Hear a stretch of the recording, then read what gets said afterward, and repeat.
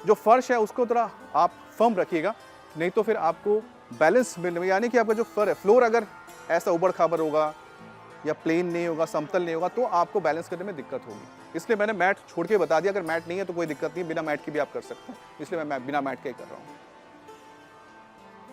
और कोशिश कीजिएगा अगर आप जो कपड़े पहन रहे हैं वो फिसलन वाले ना हो। थोड़े से मेरे जो कपड़े हैं, ये जो आप मेरा लोअर देख रहे हैं, इसमें थोड़ा स्लिप कर रहा है, लेकिन आप कोशिश कीजिए कि कुछ कॉटन पहनिए या कुछ ऐसा पहनिए कि जिससे कि आपके पाँव स्लिप ना करें, तो आप ऐसे खड़े नहीं हो पाएंगे। बैलेंस की बहुत ज़रूरत होती है। ऐसे दोनों पाँव में बिल्कुल सेम पोस्चर है, बस लेफ्ट और राइट का चक्कर है, इसको आपको चेंज करते रहना है।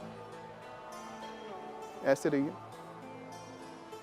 इससे पूरे बॉडी के अंदर एक अलग ही ऊर्जा आप महसूस करेंगे। ऐसा नहीं हो पाता है तो मैंने कहा था कि आप ऐसे भी रह सकते हैं।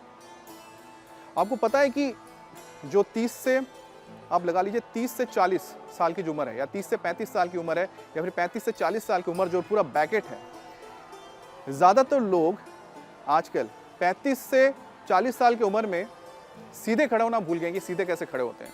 जब आप वृक्षासन में खड़े होते हैं इस तरह से, मैं जैसे खड़ा हूँ यहाँ पर ऐसे, मैंने कहा कि आपको ट्राई ये वाला करना है। अगर नहीं होता है तो क्या करेंगे आप कि ऐसे आ जाइए, जिसको मैंने बताया था, ऐसे, इस तरह से। और नहीं, बेसिकली तो ये प्रॉपर पोस्चर है, लेकिन आपको नहीं हो पा रहा है तो आप ऐसे रहिए, क्योंकि बैलेंसिंग जो है वो सबसे ज़्यादा ज़रूरी है एक पाँव पर। तो मैं जैसा बता रहा हूँ आपको कि 35 से 40 साल की उम्र के जो लोग हैं वो सीधे खड़े होना भूल गए, एक स्टडी में सामने आया है। और कुछ तो इससे भी कम उम्र में सीधे खड़े होना भूल चुके हैं, क्योंकि आपकी लाइफस्टाइल ऐसे बदल गई है। तो इसके लिए आपको ये प्रैक्टिस करना बहुत ज़रूरी है। तो क्या होगा कि आप जब सीधे स्ट्रेट रहेंगे तो आपकी बॉडी का जो पोस्चर सीधा रहता है, ठीक रहता है, तो इससे आपको दिक्कत नहीं होती चलने फिरने में। नहीं तो क्या होगा कि एक उम्र के बाद आपके लिए बहुत दिक्कत हो जाएगी। आपने देखा जो बुजुर्ग होते हैं उनके लिए चल नहीं पाते हैं, डरते हैं, हाथ हिलता है। क्यों?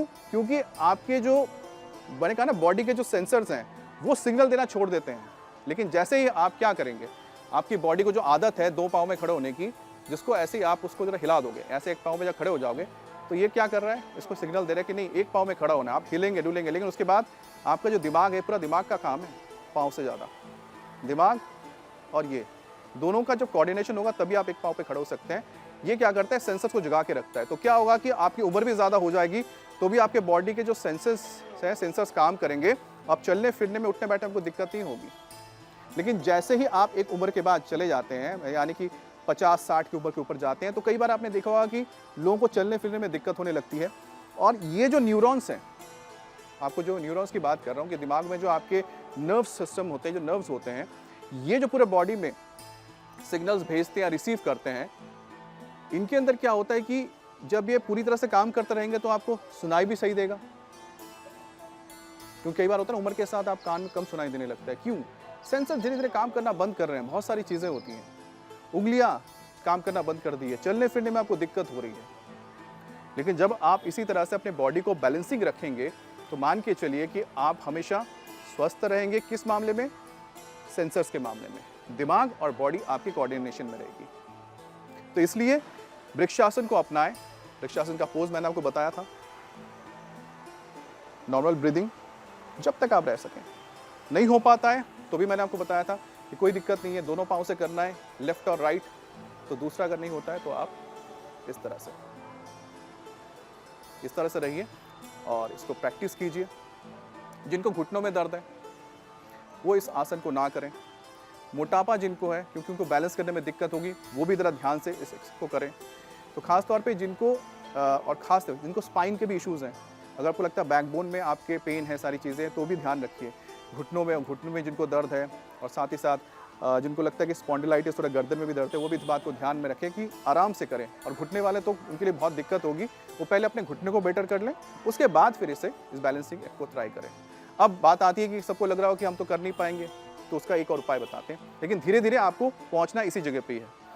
आपको लगता है कि पैर आपका यहाँ तक पूरा नहीं जा पाता है, तो जहाँ तक जा पाए, हो सकता है कि आप ऐसा फील करें कि यहाँ पर रखें, तो इस जगह पे रख के भी कर सकते हैं। पोज आप ले लीजिए ऐसा। नहीं हो पाता है तो कम से कम यही सही, तो शुरुआत करें। जो बिगिनर्स हैं, आपको नहीं हो पा रहा तो कम से कम इस तरह से कोशिश करें। क्योंकि बिना सपोर्ट के आपको करना ऐसे नहीं, कोई पकड़ के रखेगा। फिर धीरे धीरे पाँव को उठाएं, घुटने के पास रख लें, फिर धीरे धीरे उठाएं। तो आप पे वो डिपेंड कर रहा है कैसे कैसे अपने आप को आप एडवांस लेवल पर जाएंगे और आखिर एंड में आपको यहाँ तक पहुँचना ही है, यहाँ तक आके, क्योंकि ये देखिए जहाँ पर आपका पूरा पेल्विक एरिया आ रहा है, यहाँ तक आपको रुक जाना है, ये अल्टीमेट होगा।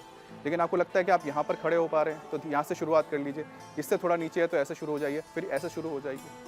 क्योंकि एक पाँव पर जो बैलेंसिंग है, ये जो बैलेंसिंग की एक्सरसाइज है, ये बहुत सिंपल भी है, क्योंकि इस तरह के और भी बहुत सारे एक्सरसाइज हैं जिसमें आपको ऐसे हाथों को ऐसे पाँव को पकड़ के ऐसे जाना है, लेकिन ये और एडवांस स्टेज में आता है।